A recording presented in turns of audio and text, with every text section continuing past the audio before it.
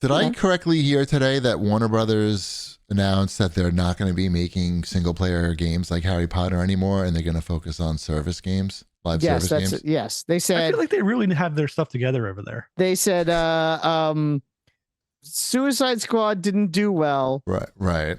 And Which is them. Right. And Harry Potter did really well. Yeah. So we're going to make more games like Suicide Squad. That's what they said. Are they not looking at the numbers on Suicide Squad, or are we not looking at the numbers? Like somehow, even though there's nobody playing it, they're spending so much money. No, let me put it this way. They've never updated the shop at Suicide Squad. Like, you know how they have that shop where they're supposed to rotate out different skins so people could get that FOMO. Yeah. That game's been out now for over a month. Right. I turned it on yesterday because I was curious. Like literally for that one reason. What's in the shop? Sure. Has not changed since pre-launch. They got to unload all these other skins they have. They're piling up in the warehouse. It's just very strange that that to me shows they also haven't released any of that extra content. Like the Joker's not out yet. They need to get him out the door faster. Or the season pass. Apparently my copy of the game has the season pass. But that's not out yet. But seriously though, how do they announce that? How do they make that decision when they've sold 25 million copies of Harry Potter? And best-selling game of the year. And 2 years almost. Because they split the release.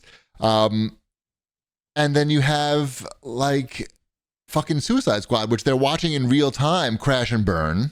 I'm assuming there's no secret spending going on, and the few people who are playing the game aren't just unloading all their life savings into the game.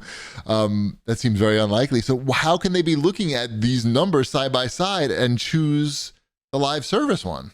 It doesn't make any sense. Can't wait for Fantastic Beasts, the service game. I believe their argument is that the single player game, although there is the potential for significant revenue, the cost and risk involved is not worth it, even for something as large as the best-selling game of the year. Because is that because the risk is probably bigger on a live service game, but the reward is that much bigger as well? Yes, and also you could probably, I think the thought process is that you could probably make a live service game with cheaper. Yes, cheaper on the quick. Yes, yeah. I mean, think of Apex Legends. That game was like a side project at EA, right? I'm not making that up. Yeah.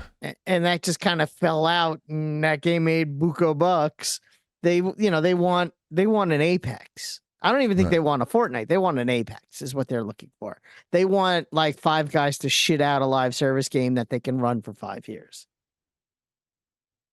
They were smart. I mean, if they're really paying attention, they should make a Harry Potter live service game.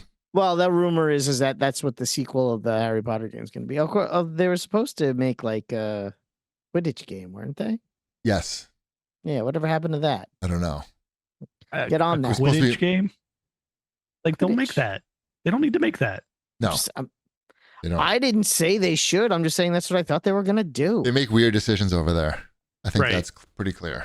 Yeah. That doesn't seem. I don't know. Yeah, they shut down Rooster Teeth. I feel like that's a company that could make money if they just paid attention to trends in the market. Yeah. You've got all the IPs you need. They have the most amazing IPs. Stop making the ancillary stuff that you're hoping will expand your IPs further, and just use the good IPs. Good IPs.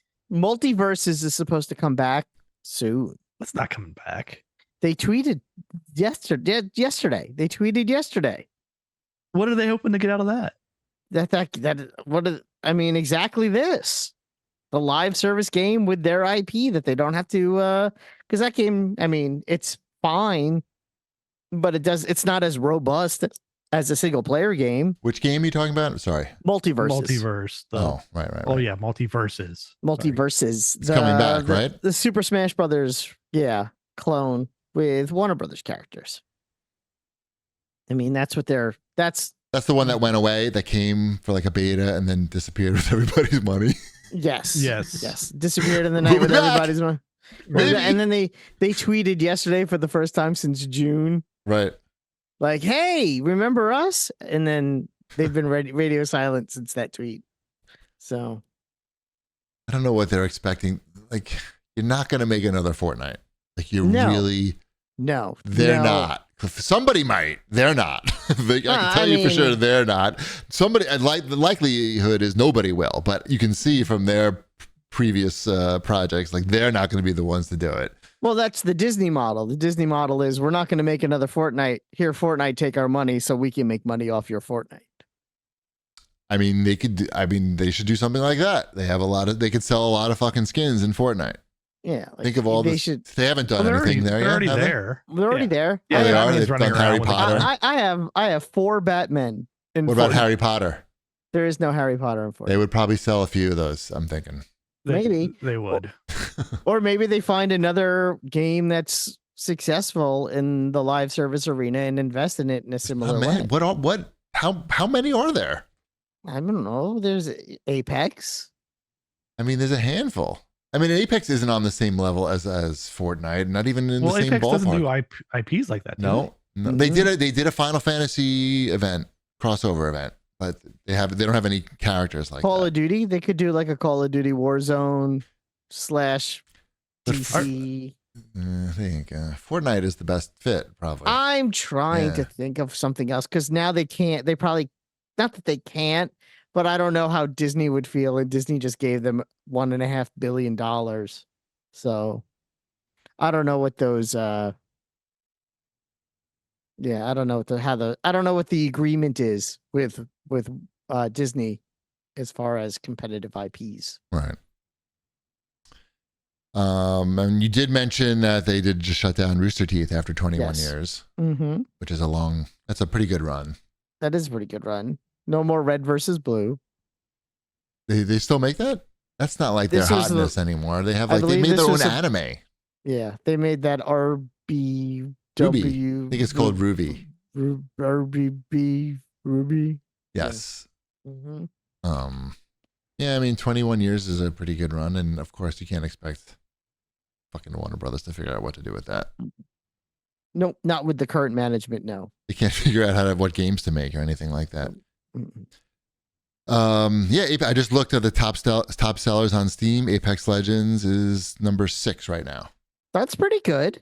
Every time I check in there, they're always in like the top something. Yeah, and imagine 20. how they could do with like $1 billion investment from Warner Brothers. Yeah. Just saying. I'm sure If I had my druthers and I worked at Apex, I'd be on the phone right now. Hey, I just saw that article about live service games. I have an idea for you. Instead of making your own, we can make you a Harry Potter themed Apex Legends. We can make Harry Potter Land and Apex Legends, or that. Yeah. That's not as good. How about a spin-off Harry Potter game? No, it's got to live within Apex.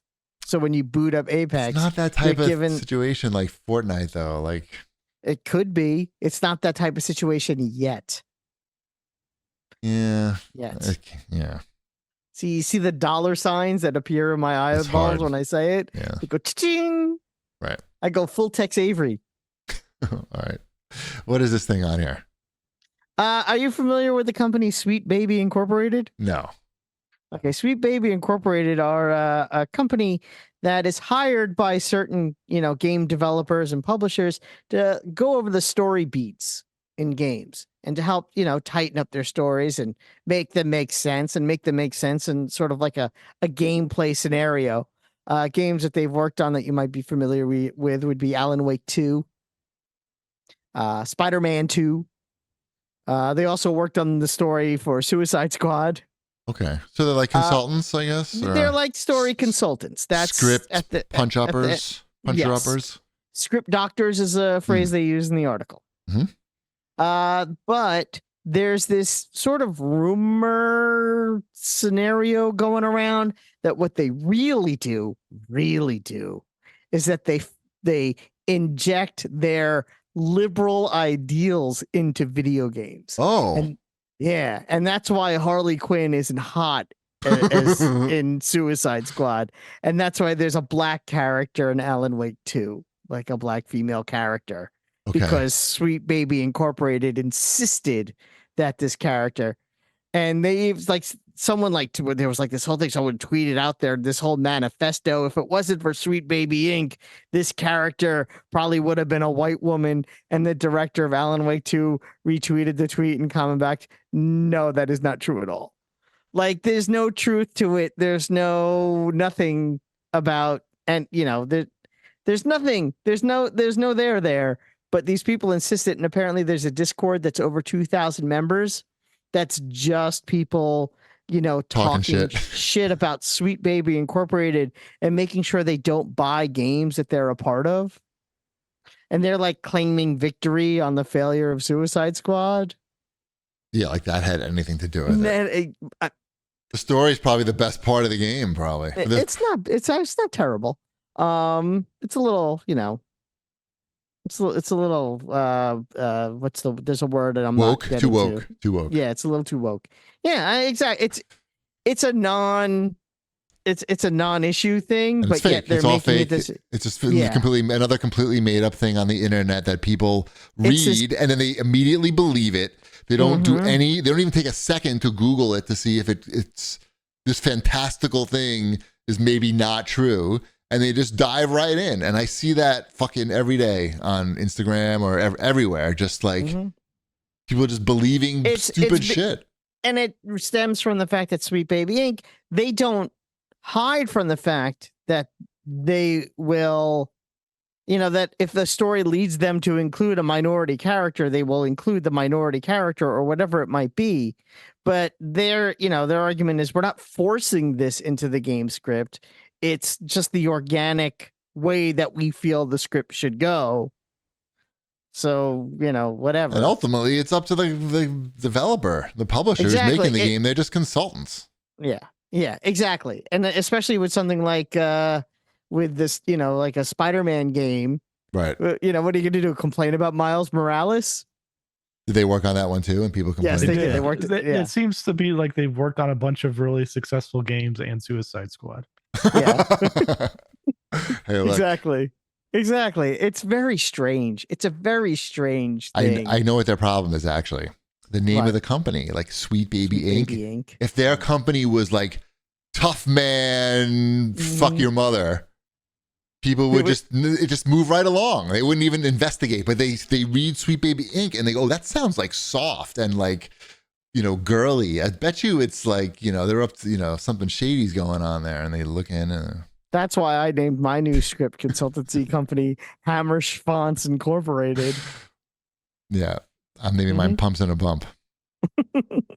And our logo is just MC Hammer's cock. Most manly things on the planet.